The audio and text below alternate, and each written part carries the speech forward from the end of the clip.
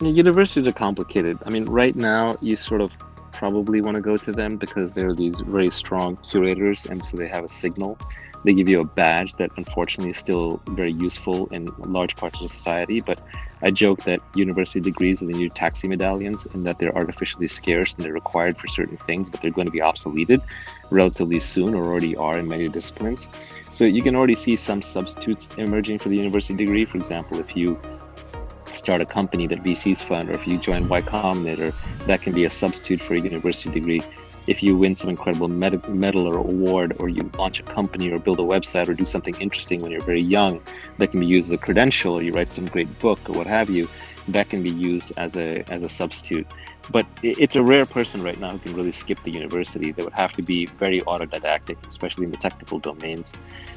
So I don't think it's kind of doable for everyone. It is a unique small set, like the so-called Teal Fellows, for example, or people who are chosen for that, and there just can't be that many of them yet. That said, I think it'll get easier because the credentialing will become less important out of a university. The other thing is, I think there's a whole class of university degrees that are pretty worthless. If you're not getting a STEM degree or degree that can help you build or fix things, then you don't need a degree for it. You can just read books on it. I mean, you can teach yourself. So really, the classical university degree where you're investing 4 years of your life, and boy, isn't it a coincidence? It takes 4 years to learn anything, regardless of whether it's English lit or physics. I would argue that if you can learn it on your own, then you don't need a university degree for it.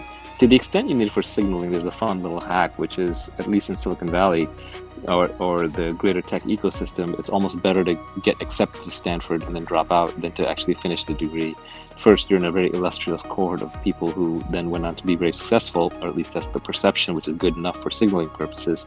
And secondly, you just save yourself a lot of time. You've shown you passed the filter, but then you recover the next 3 years. Now, I think a lot of the Stanford students who are ambitious also get around this by starting companies while they're at Stanford. But they used something like Stanford, you could say, one-third curation slash signaling, which is done the moment you get in, and then one-third sort of alumni network and networking with other smart people that you may want to start a company or do something with, and then maybe there's a third of it that's actually the education. If you're the kind of person that needs to question whether or not you should go to university, at least today in 2021, yes, then go to the university. On the other hand, there are a small set of people who can't stand the idea of wasting 3 or 4 years of their life in a university when they could be doing something, and those people should not go to universities. But you will know. It is one of those things where if you are going to err on the side of going to a university. Now, I would say go to the best university you possibly can, because the signal slash curation function is the most important. And then secondly, once you're in, study something worthwhile that you absolutely cannot learn on your own, whether it's biology or law or medicine or my favorites are physics, math, computer science, the hard skills. Because once you're good at mathematics, then you don't fear any book, then you can learn anything on your own later.